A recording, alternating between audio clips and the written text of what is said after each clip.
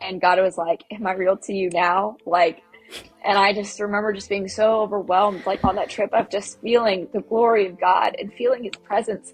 And that's an experience I will never forget or take for granted. And for anyone who's listening, like maybe you haven't had an experience like that before, but if you ask God to show himself to you, I believe that he will. I believe that he will come in a miraculous way, because God is a faithful God and he is a good father, and he will show up when you need him to. He will meet you when you need him to.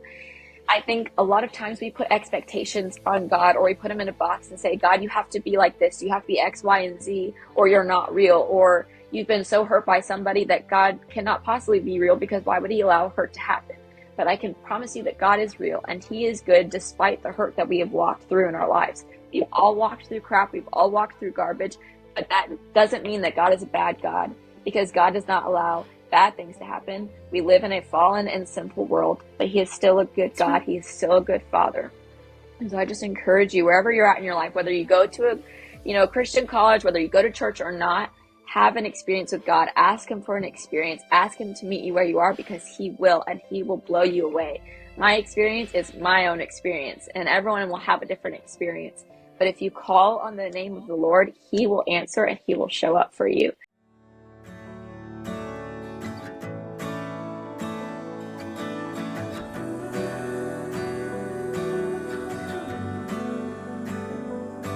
Wepa mi gente, and welcome to the Uplifting Approach Podcast. I'm your host, Alexandra, and today I'm joined by a guest. Her name is Miranda Hallman. Her and I went to ministry school together, and I'm so excited to have her on today's episode. We'll be talking a little bit about motherhood, as she is a wife and a mother, and ministry, and just all things God. So let's just dive right into it today. Thank you so much, Miranda, for being a part of today's episode. I'm so excited to have you on, and so excited to dive into all of these topics that, I bet so many people are curious about. So first of all, I want you to talk a little bit about yourself. Maybe tell us like a background summary of like who you are, where you grew up maybe, and how was your life normally. Okay. Hi, my name is Miranda. I'm so honored to be on this podcast today. I've been married for 3 years to my husband, Skylar. We live in Bradenton, Florida, where it is always sunny. And we have a son who just turned 1, and he is the joy and light of our lives. We love him so much. And it has just been the best thing ever to become a mother and to just dive into that fully. And so, yeah, we love our lives and we love the Lord so much. And yeah, I'm just so grateful to be here and share parts of my story today. Yay! Thank you so much. Were you born and raised in Florida type of thing? You weren't born here, right? No, I was born in South Carolina, and then when I was a kid, we moved here. My parents felt like the Lord was calling them to move out of state and to do ministry in Florida. So when I was a kid, we moved here. So I pretty much tell people that I'm from here because I've lived here most of my life. So. I love that. So you said your parents were in ministry since you were young. So you've kind of like pastor's kid lifestyle. Yes. Is there anything that you would like to address maybe with being like a pastor's kid to anybody out there, of positive or like negative? I don't know. Kind of like, because there's both sides, and right. I don't know. I feel like someone would be encouraged to hear like, hey, like you came from it and you turned out to be pretty good, because there's so many people that don't end up good. So yeah.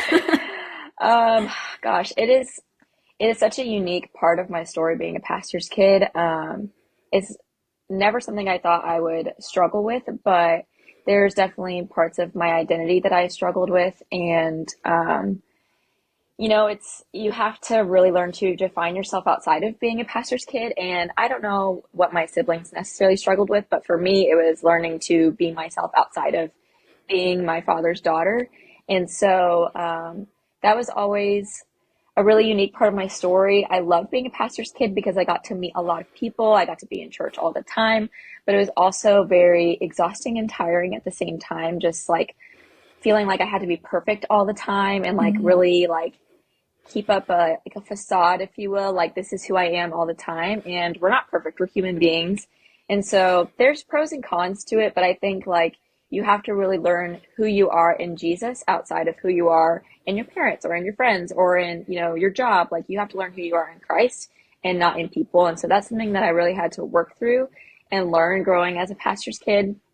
And yeah, I just really learned how to define my relationship with God and grow my faith outside of my parents, because I would base a lot of my faith on them and like my faith being dependent on them instead of growing in my own and learning my faith on my own, which I eventually did, but it took me some time. But for a while, it was everything faith-wise was dependent on my parents, and that's not how it's supposed to be. Like, they have a relationship with God and I have a relationship with God. And so there's a lot of things that I learned. There's a lot of challenges, but overall it was a very positive experience for me. And I'm very proud of my parents and just everything they walked through and the experiences they had. I'm really proud of them and just for the commitment they've had to the faith and to the church. It's not an easy task being a pastor at all by any means, especially while raising 4 kids. So I'm very proud of them. Oh, I love that. And I mean, that's crazy, 4 kids at the same time as doing ministry. I honestly feel like me and Noah, we're kind of going to end up like that, like having all these kids and having to figure out ministry at the same time. So I'm just like, but I love how you have such a positive view on being a pastor's kid, because again, I love how you're like, it does not define you. So anybody who is watching who maybe comes from a family that is in ministry, any type of ministry, I do understand. Like, I necessarily wasn't a pastor's kid, but my dad was kind of like in ministry. My parents were extremely involved in church back in the day. So it was like, you kind of follow them around and you're kind of like forced to, and there are some expectations that you need to meet. But in reality, we're all learning. We're all figuring it out. Yep. And it does not define you. So right. You're just a person just like every one of us. So thank you so much for sharing that. I think it will definitely help people that are struggling with that.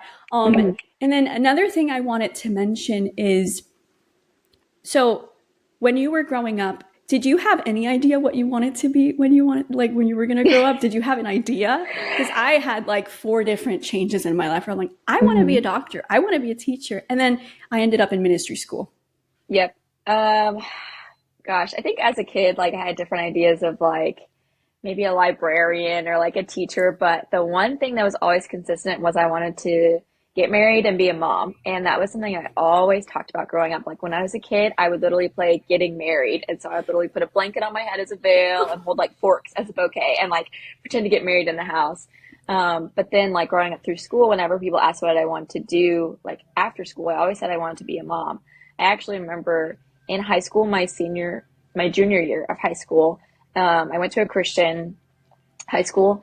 And so classes were sometimes a little bit different. So in my English class, we were just having like deep conversations. And she went around and asked us like, what do you want to do? What do you want to like step into for your career? And when she got to me, I was like, I want to be a mom. And it was like the one answer that was different than like everyone else's. Like, I didn't want a job. I wanted to be a stay-at-home mom. And she looked at me and she said, Miranda, that is the hardest job you could ever choose to do in your life, but the most rewarding. And I can say so far that she was correct. Like, it's one of the hardest things I've ever done, but it's the most fulfilling and rewarding thing I've done. So, well, I can't imagine like being young, because here's the thing. When I grew up, like, I was also in a Christian school, but it was really instilled into us careers. And it was like, everybody needs to have a career. Motherhood is not a career. So they would always be like, mm-mm. So I always had to be like, oh, like, I have to pick like a certain thing. And even like through high school, it was still really prominent. I don't know why, maybe it's a Puerto Rican thing, but it was really prominent where it had to be a profession, like a career. And I remember once I got married with Noah, I was kind of like, this feels so wrong. Like, this feels not biblical to my like experience. And I was kind of like asking the Lord, like, okay, show me what's happening. Like, why do I feel so bad? I had a job. I had a full-time job. I was just, doing my thing. But, eventually I started getting the itch to have like kids. And I was like, man, it is so sad how the world has kind of moved away from motherhoods and like mothers just being present with their children. And instead they're working 40, 80 hours and to sending their children to daycare. And then we question why the kids are acting out and have all these problems. Right. And I was just so impacted by that where it's like, wow, now I know what I want to do. And I also want to be a mom. So it's encouraging and inspiring to hear someone who even growing up knew that they wanted to be a mom. Yeah. Because again, so many of us don't experience like that ability to like hear people be like, I want to be a mom when I grow up, because it's so the Right. other side. So Right. thank you for sharing that. And I Yeah. completely agree. And I encourage anybody out there who is questioning, if you're a woman, there are certain roles, and we probably won't get into it today, but there is a lot where the Bible is pretty clear, and definitely Yeah. motherhood is a big one. And I understand if you can't have children, I would suggest get prayed over, because I believe you can Amen. have children. But again, just look it up and do your own research. I do think motherhood is a big part of women. Yes. So Yes. anyways, separate Amen. thing. But as we're talking about like growing up and stuff, so how did you end up in ministry school? Because for those who don't know, her and I, we went to the same ministry school. She was there for a little longer than me. And I mean, just tell me about that story. Yeah, of course. So when I was in high school, college was pushed very, very hard on us. Like we had to make a decision early on, and it was one of those things where I was like, I'm not sure what I want to do. Like I want to be a mom, but can't really go to school for that. But I feel like I need to go to school and get an education. Mm-hmm. And part of me had a desire to do ministry. I was very involved with the youth group at the time, and so I was like, this is something I could potentially see myself doing.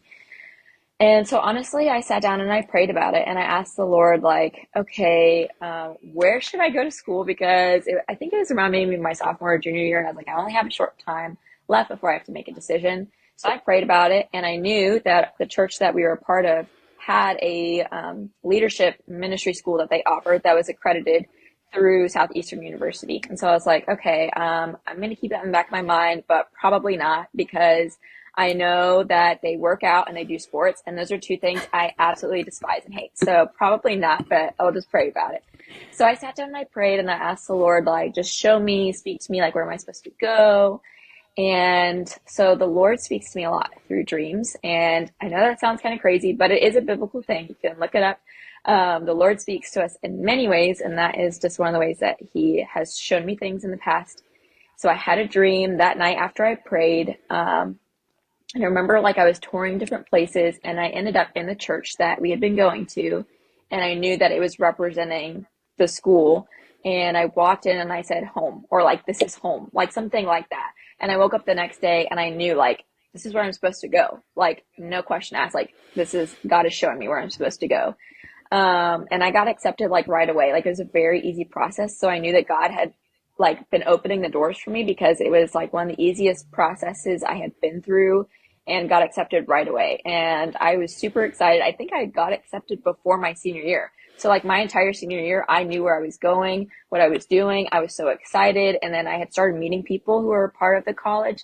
So I already had like friends there. So I was getting really excited about it. I just thought about it all the time. I was so excited to get out of high school and start. And honestly, it was one of the best decisions I've ever made in my life. It was some of the best 4 years ever. It is a huge part of who I am today. And I am just so thankful that the Lord brought me there and led me there, because it is just a huge part of my testimony, a huge part of who I am, and a huge part of my relationship with God was formed there. And so I'm just thankful for the experience I had in the 4 years. It was an incredible time for me. Wow. And it's so funny because I've talked to some other people that went to the same ministry school, and they all have like a similar, like it's a God thing, like God Yeah, made this happen. And it's so cool. So if you are in high school maybe or in college, and you're kind of like feeling like there's a lack in your life, I really encourage you to find some type of ministry program, because it's so funny. Like it has shaped us, all of us, right. like any, at least to an extent, even the people who may have regressed or whatnot, like it changes you. So Yeah, I love how like it impacted you. And I know for me, I was only there for 2 years, like in person, but it changed my life. And me and yeah. Noah, we talked about it in our past episode, and it's so cool. It's so encouraging. So as we talk about ministry school, I don't know if you have any story or like a certain time during those 4 years, maybe that something really changed your perspective, Yeah. maybe, or like really encouraged you to like do like a switch almost. So let me know. Yeah. So I will say definitely the first year, like right off the bat, the biggest experience that I recall often. So at this ministry school, it's very different. It's not like a normal college, university. It's, yes, you have classes, but I was part of like the leadership track. So there was very different things involved. And so that there was actually a pastor of the ministry portion of the school, and him and I got pretty close within the first year. But I will say, let me figure out how I want to word this. So I had a relationship with God growing up, but it was not deep. It was very surface level. I knew the Christian things to say. I knew how to pray. But it was never really deep where it was like healing and freedom and sanctifying. It was just surface level. I know John 3:16. I know how to sing songs to him. Like, it was very surface level because of growing up. My faith was dependent on my parents. So when I started the school, they took us on a trip the first year. And I know Alex and Noah briefly touched on that in their last episode. They took us to Tennessee and we did this big hiking cabin trip. And so, while we were there that weekend, this was like the first few weeks of school. So we were not even fully into the school year yet. I didn't know a lot of people. I knew of the pastor, but I didn't know him. We went away to this cabin in Tennessee and we had a worship night. And I remember like sitting in the back and I was watching people worship, and just like they were on their face, they were crying, they were sobbing. And I was like, I want that experience. And so I started praying and I was like, Lord, I want to know you like these people know you. Like, I want to have that experience where I'm on my face. Like, I want to experience that. Like, I was just praying, like, God, reveal yourself to me. Show me that you're real. And I had been struggling internally with just some past wounds and just from hurts from different people in my life that I hadn't shared with anyone, like not a single soul.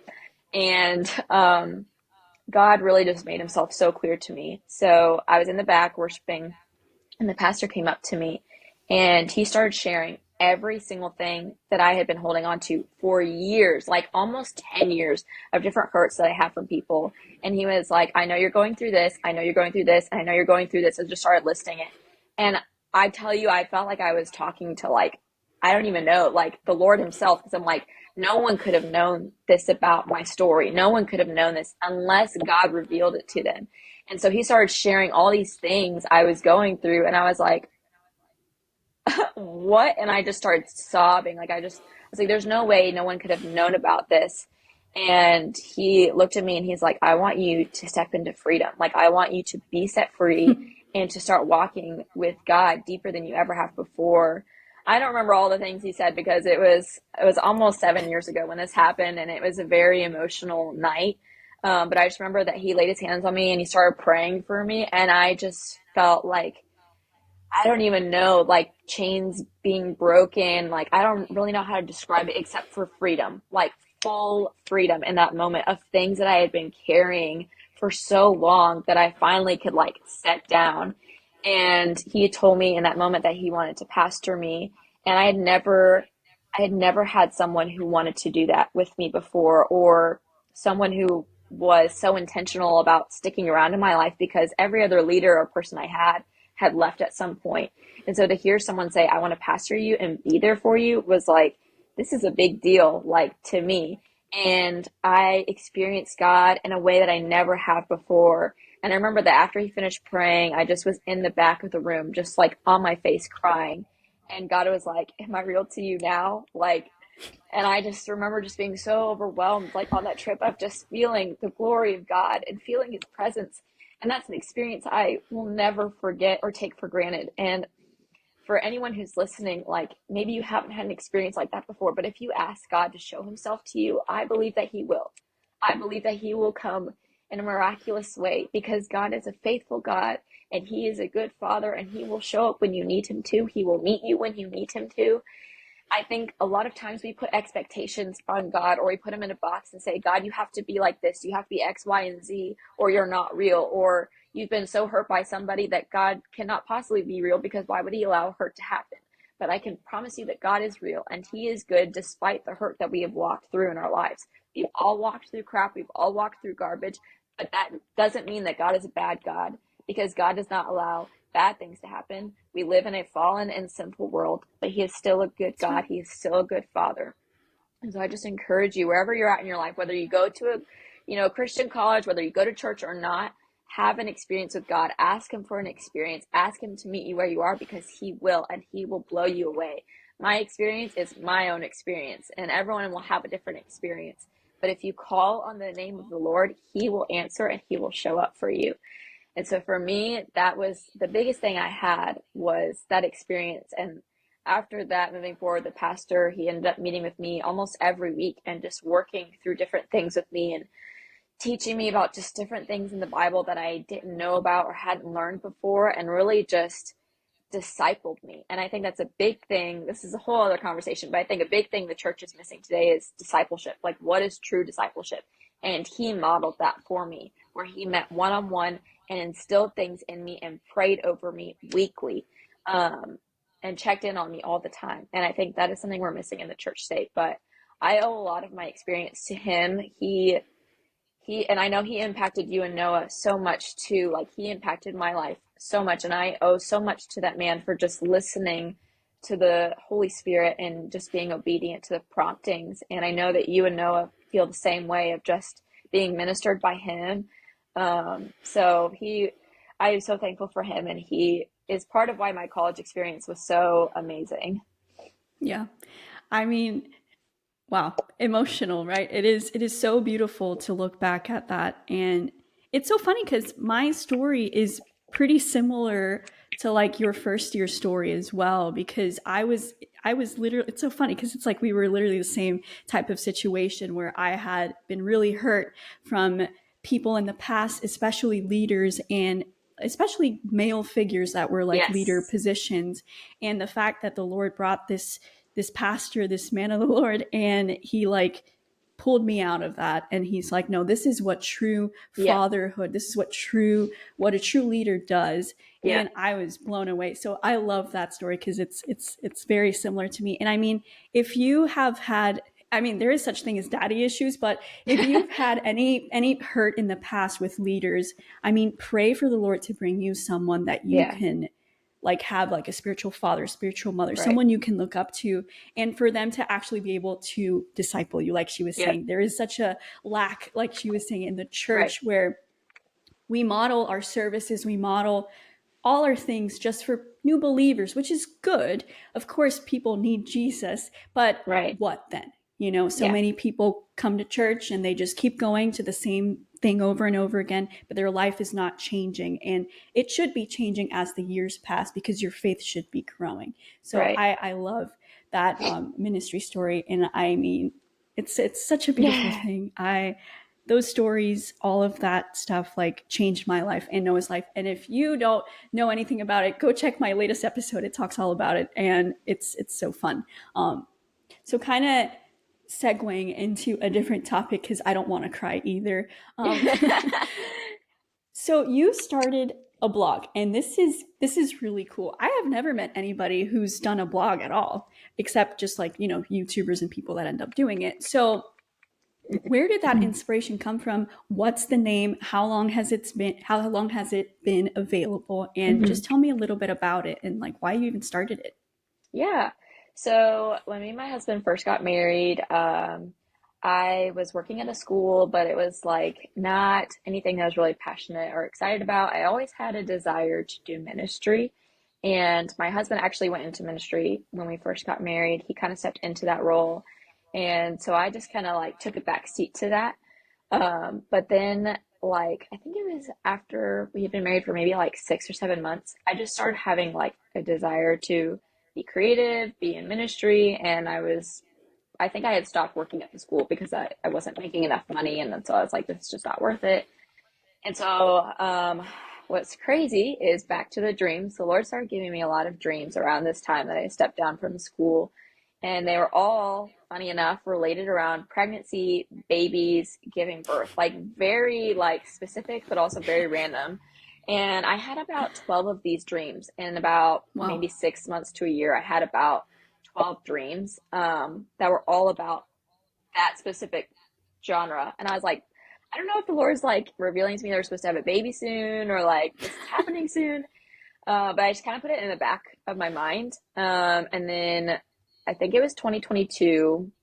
I went out to Utah to visit one of my best friends. She had lived there at the time with her husband. And I had been kind of sharing with her, like, I just want to be creative. I want to step into ministry, but there's not really an opportunity and I'm not really sure what to do. And I'm also having all these weird dreams, but I'm not sure what to do with it.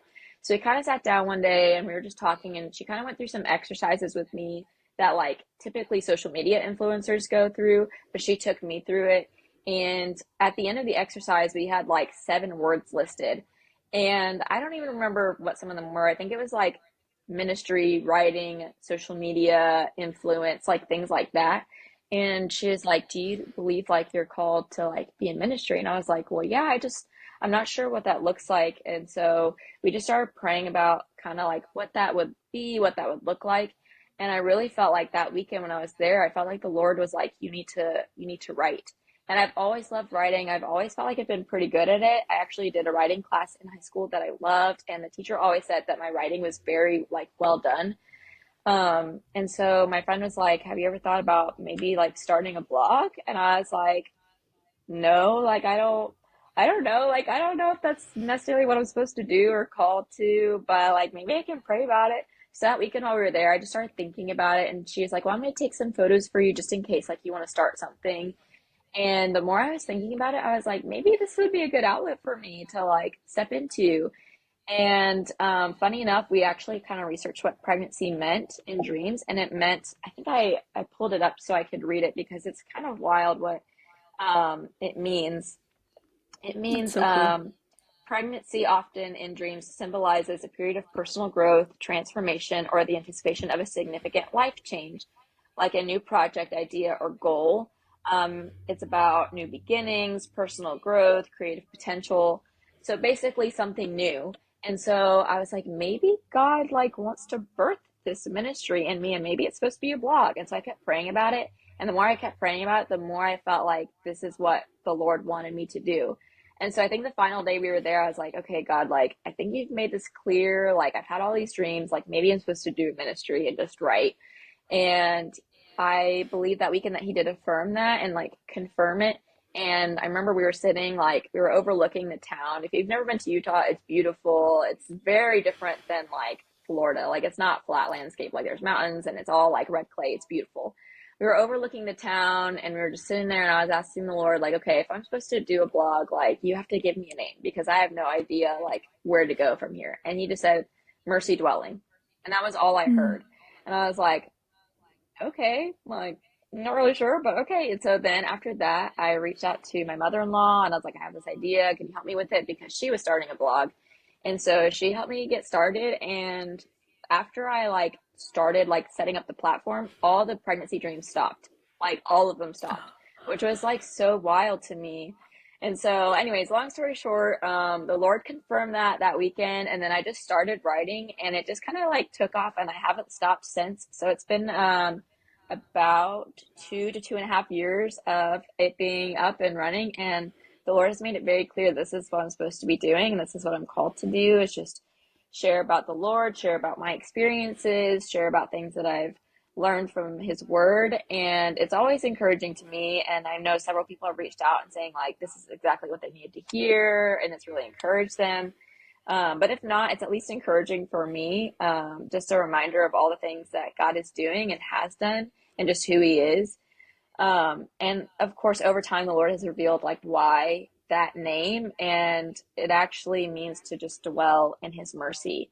And I think we often think of God, we think grace, and that's a great part of who he is and his character, but he's also a God of mercy, giving us things that we don't deserve that we should have deserved. Like we should have deserved to die a very gruesome death because of the sin in our lives, but he took the sin for us. So he took something that we deserved that he didn't deserve in our place. And so I always think about that. But yeah, it just means to dwell in his mercy because it's the safest, best place we could be. And it's just become like my little baby. It's been something I love to do. It keeps me productive and it also keeps me in his word. So I'm always in his word studying. And I think that is just such a good habit to have. It keeps me in his word, reading it constantly. And it also is always encouraging for me to just like see what the Lord is speaking to me and what he could be speaking to others. So I'm very thankful for just how it all came about. And God is so good into leading me into all of that. So Wow. check it out.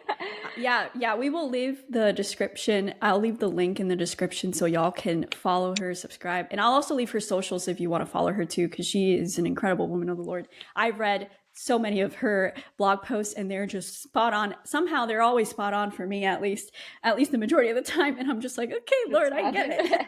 I get it. But I love that. I think I want to unpack some things that you were saying that were so good. It's funny because you were saying you were working as a teacher and then you made the decision to step out, and that's when all of this started happening. Mm-hmm. When you figured out like you wanted to start the blog and all of this. And I feel like this is for anybody who is struggling with, right? I don't feel like I have a purpose in my job and whatnot. Right. Maybe you need to take a step back Mm-hmm. and ask the Lord. And that's when the time is like all those voices are shut off. I had to do that. I left my job and I had been feeling that for a long time and I didn't know what the heck I wanted to do.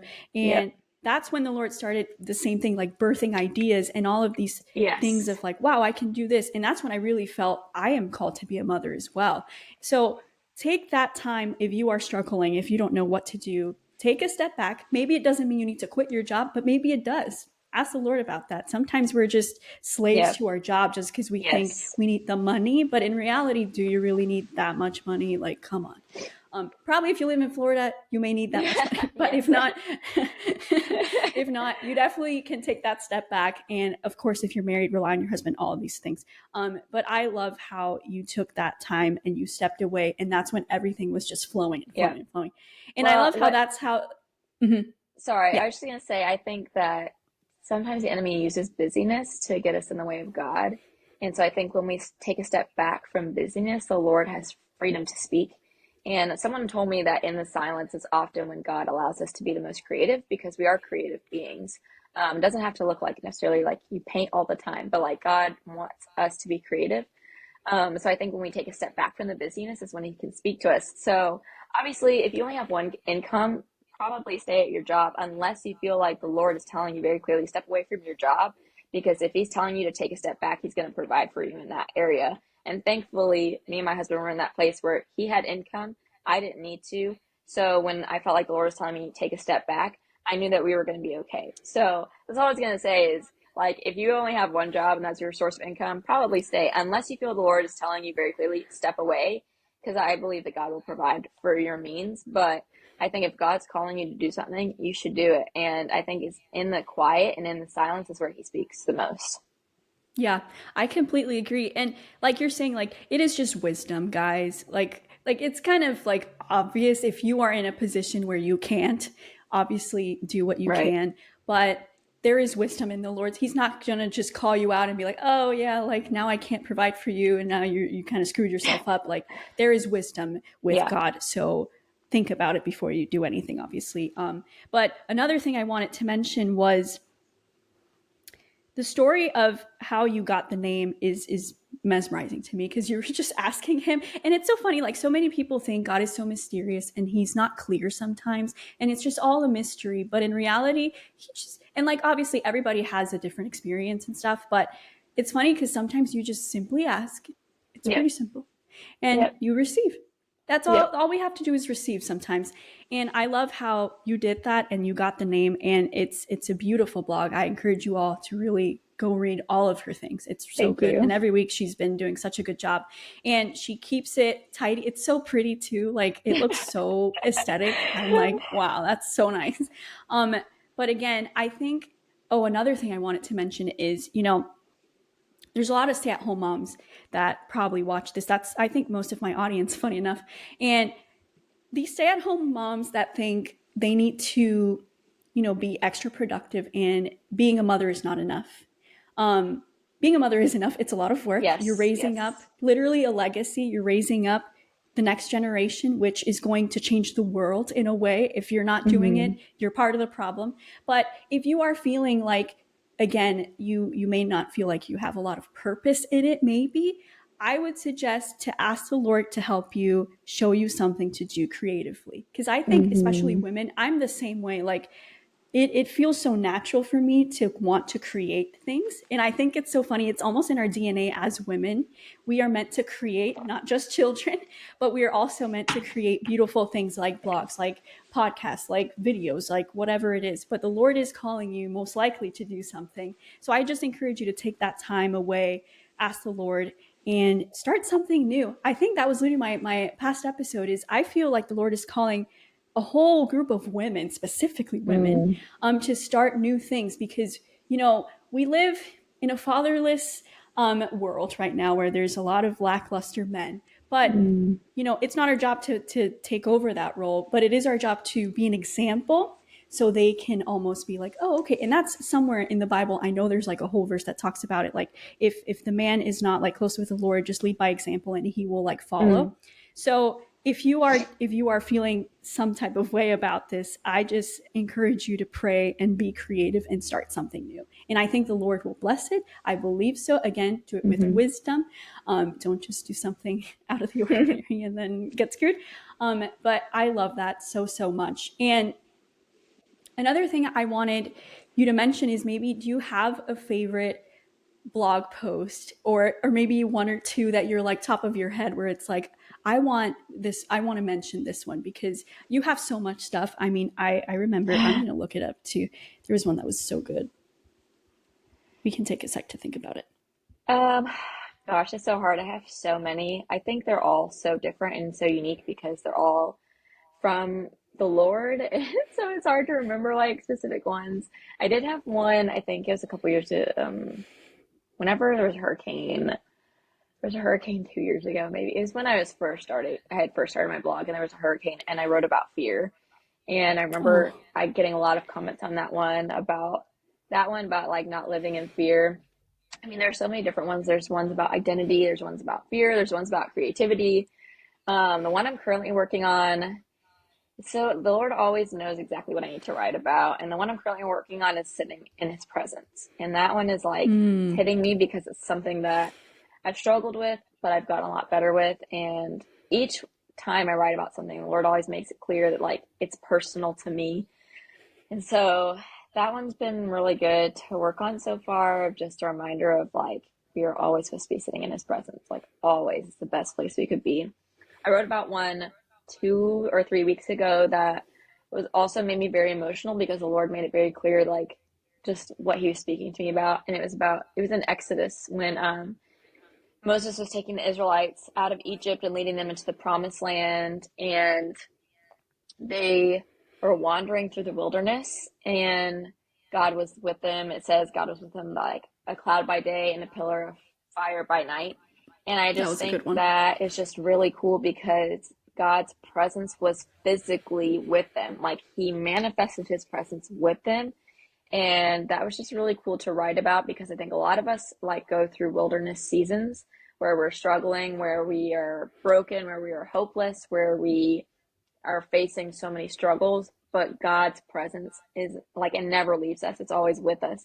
So I think that was a really good reminder for me and a lot of people of God being with us, even in the wilderness or even in the really great moments of life. He's always there. But there's so many that I've written. It's hard to think about just like one or two because they've all been like special and unique in their own way. And God has Yeah. just made it very clear, like what I'm supposed to share. So I can't really think of any favorites, but the ones I've written recently, I'm pretty proud of. I love that. Yeah, and again, people that are listening, I encourage you to go check it out because there's literally something for almost any at every season of life. Like I literally found one that's like there's a lot of conviction, which I mean that's like my type of favorite post is convicting. Like, bro, like you're doing this wrong. Like here's what the Lord's saying. Like this, but it's all in love, and I just love that. There's one that you did. Obedience produces faith. Man, I love that one. I love that one Mm. so much. And there was another one that I found that I was like, it's so good, man. It was right after.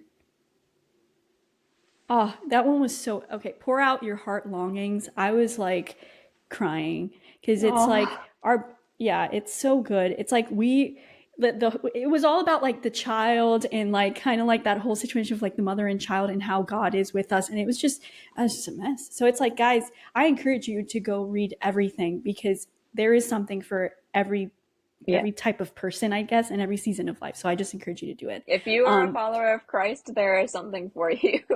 Yes, yes. And if you are not and you're curious, still do it. Yes. Because Yeah. I think it'll make you at least question things and be like, Yes. maybe this is something interesting. But I had just one other question about the blog. So because we're talking about like people starting new things, what are some tips that you might have for someone who is wanting to start a blog specifically because you've already been through it? Like Mm-hmm. how did you even like start it practically? Because obviously there's a lot of spiritual stuff behind Oh it, but yeah. gosh. Um, so honestly, well, let me rephrase. I started a coffee blog years ago when I was like trying different coffee shops, and I just found like a random free platform online. I don't even know if it still exists or anymore, but I remember I'd used that in the past. My mother-in-law actually already had a platform set up, and so I was like, "Can I join this with you?" It's something we have to pay for monthly, or maybe it's yearly. So I had to actually like purchase like a domain name for my blog, and then she had a platform which I think it's called SiteGround, which is a great one to use, and it pretty much has everything there. It has all the tools you need. It has the link for your site. Um, it has everything right there. And so she kind of helped me build it on that platform and helped me kind of design it the way I want it. It kind of gives you different themes, like it gives you different things and really helps you get creative with it. So I use SiteGround. So I don't know if there's other specific places you can use, but that's what I specifically use. And then I use a different site for emails because I send out like weekly emails if people are not, like I share on social media, but I also send out emails for those people who are not on social media. So I have like different platforms that are like kind of all connected. So I have a website for the blog itself, a platform for I use social media, and I use like a mailing website. So Mm-hmm. there's different things. Yeah, you really have to like either know someone who knows what to do or you have to like do your own research. But thankfully I had someone who knew what to do and like was able to help me. I still have questions. Like it's still like one of those things that I'm learning about like every week because it's just I'm not a techie Yeah. person, but blogs are typically online. And so thankfully I have people who help me know what to do. So I would say if you want to do a blog and you're curious about it, like do some research first. Look at other people who have done blogs. Like you can look, go to Pinterest. There's so many people who post blogs on Pinterest. Look at other people's first and get an idea of, and you also have to figure out like what topic do you want to talk about? Like what type of people group are you trying to reach? What audience are you trying to reach? Because blogs can be very broad, and I feel like you need to kind of hone in on a certain topic. Mine is faith-based. Typically, my audience is for women, but if other people want to read, like men, teenagers, whatever, like they can read, but my audience is typically women and it's faith-based. But there's some that's like it's all about DIY projects, or some that are all about cooking. So you have to figure out like what you want to talk about specifically. Those are just some like practical things, I Yeah. think. And I also wrote out a lot of my blogs beforehand. So I knew what I wanted to write about before I even started. So I had all these ideas listed out. So those are just some practical things I would think about. And then obviously prayer is very important and big. Like when you're doing something like this, it's always good to ask the Lord what he wants and what he wants you to do. So, Yeah. Yeah, I completely second all of that. I think I remember before I started the podcast, I was like clueless, first of all. I didn't know what to do. So I had to take my time and do my research. I didn't know anybody who was like doing something consistent because, there's a lot of podcasts out there and maybe tons of blogs, but people are just not consistent sometimes. And of course, life happens, but then there's just people that just do like two or three things and then they just stop. And it was a harsh reality, but it's cool because you learn, and I'm still learning, and I completely agree with everything you're saying.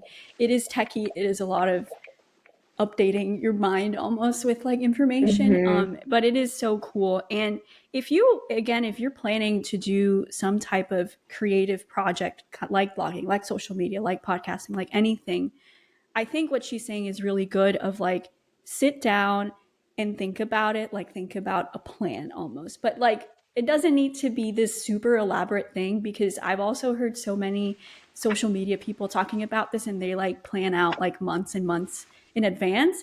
And it's like, Hmm. well, especially if you're trying to do things with the Lord, good luck with that, because he's going to change things Yeah. for the better.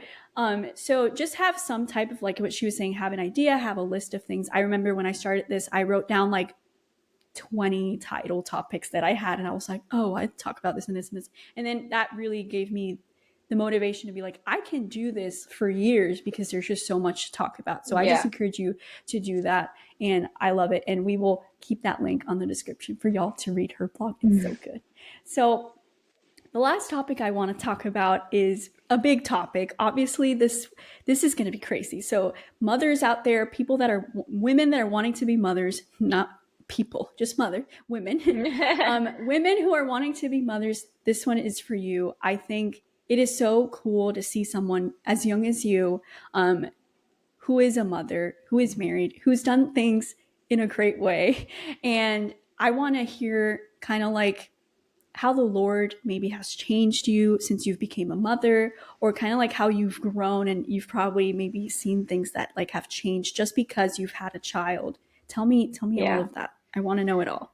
Oh gosh, motherhood is such a big topic. I feel like it's something that just people could talk about forever. It's such a big experience. It's such a big life change. There's actually statistics that when women give birth, like after they give birth, their brain physically changes. Like that is Wow. so wild to me that like my brain has physically altered itself and changed That's itself now crazy. that I have like a child, which it is so that I can meet his needs. But I just think it's crazy how God has designed our like women's bodies to carry life, give birth, sustain that life, and then our bodies physically change itself. Well, it changes through pregnancy, but then it changes again after we give birth to make sure that life is sustained. And I just think Wow. that's really cool, just how the Lord has designed women to give birth and then raise children. I just think it's such a beautiful picture of just who the Father is. I've learned so much. I probably could talk forever just about all the things that I've learned, but I don't even know where to start. I guess during pregnancy, I committed a lot of that time to praying over my body and declaring scripture over my body and getting ready to give birth, because a lot of women are really fearful of that experience because they only know about pain. And I decided that I wasn't going to have that experience because I believe giving birth is a beautiful thing. It's something that God has designed women's bodies to do. And people always say, well, like God cursed Eve in Genesis. Well, actually, he didn't. If you go back and read scripture, it says that God cursed Eve. And he didn't necessarily even curse her. He just said, you will have pain in childbearing. So he never said women everywhere is going to have pain in childbearing. He just spoke to Eve specifically. And so there was never actually a curse. And if there was, it was all broken on the cross when Jesus died on the cross for our sin. That's All the good. curses that were spoken were broken. And so I decided that I was not going to have a painful childbirth experience. It was going to be a beautiful one. So I started reading books that were about, just pain-free childbirth, supernatural childbirth. And so I started praying, and then I wrote out a page of declarations, and I spoke them every day of like, my son will be head down when it's time to give birth, like just very specific things. And it was just a really beautiful experience. And God showed up definitely in my labor and birth experience. I remember the day that I was going into labor, I wasn't able to sleep. I was like 3 a.m. I was up on my like exercise ball. I had worship music on. Skylar, my husband, was asleep. And I just asked the Lord, I was like, can you please like have someone reach out to me? Because I don't know if this is labor or not. I really just need to be encouraged right now.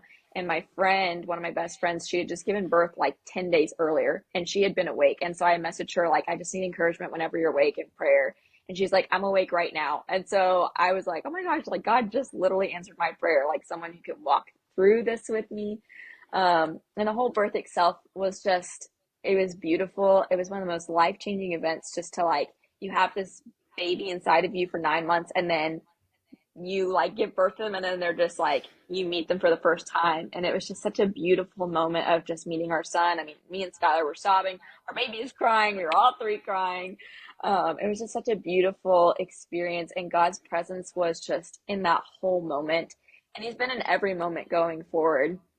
So once you have a baby, obviously life changes dramatically because you have to make room for another human. And there's been so much that both Skylar and I have learned together and separately. I think some of the biggest things, because I could talk about this all day, so I'm going to try and keep it short.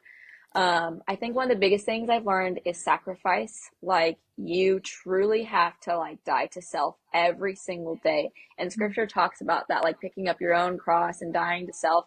And when you have another person who depends on you for everything, you really have to like get yourself out of the way.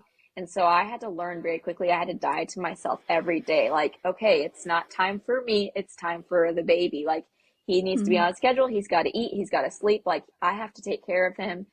And that also goes hand in hand with like selfishness. Like, I learned very quickly how selfish people really are. And that's everyone, not just women. It's everyone. Like, both me and Skylar learned like how selfish human beings are.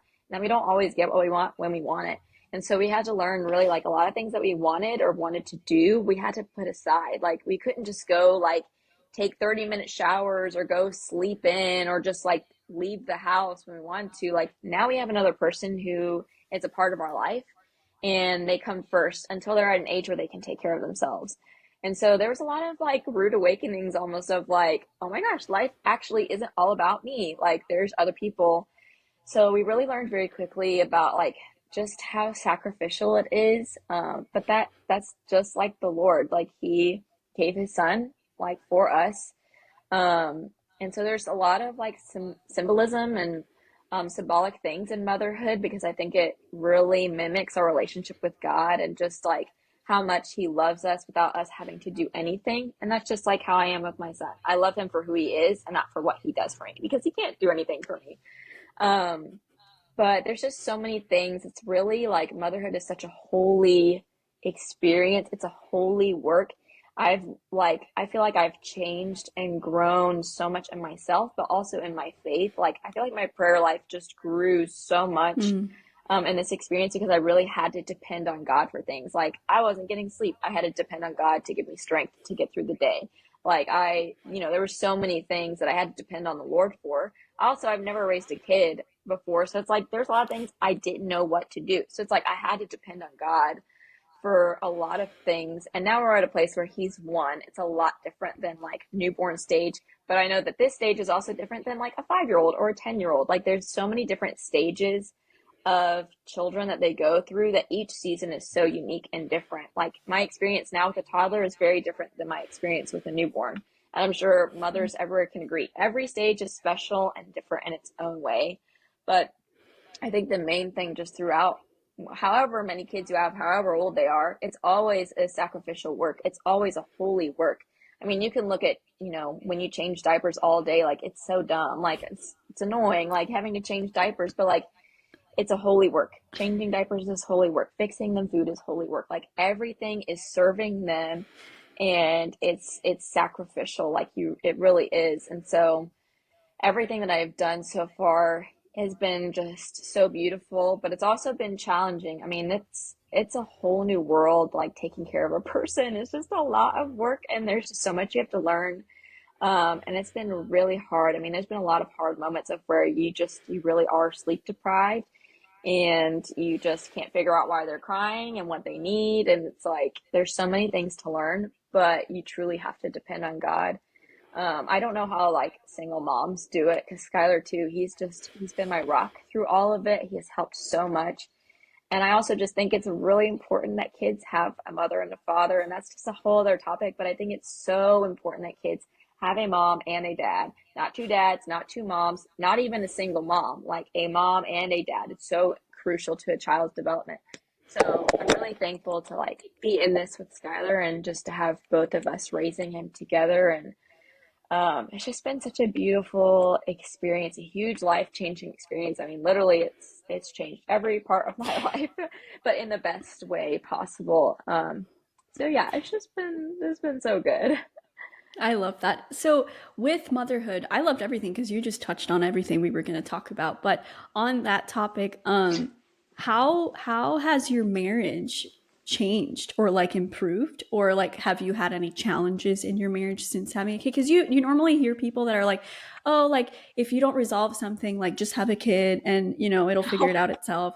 But then it's like, well, it's gonna like heighten it, in a way. Yeah, that's So probably I like the just want to know. worst. That's the worst Worst advice to advice. give. Oh, it has changed a lot. And I would say yes for the better, but there's been a lot of challenges. I mean, you take two people and then you turn them into three. And so it's like we had to learn how to communicate in new ways. Like there's a lot that we had to adapt to. And it was like, okay, what things are we going to be like specifically responsible for when it comes to like our son? Like I was like, I will take care of feeding him. Maybe you can help with changing him. So there's different responsibilities we had to, take care of, but we had to learn how to communicate in new ways. I would say there was definitely probably a lot more like challenges, like just navigating parenthood together and childhood, like with our son. Like there was just a lot we had to navigate through.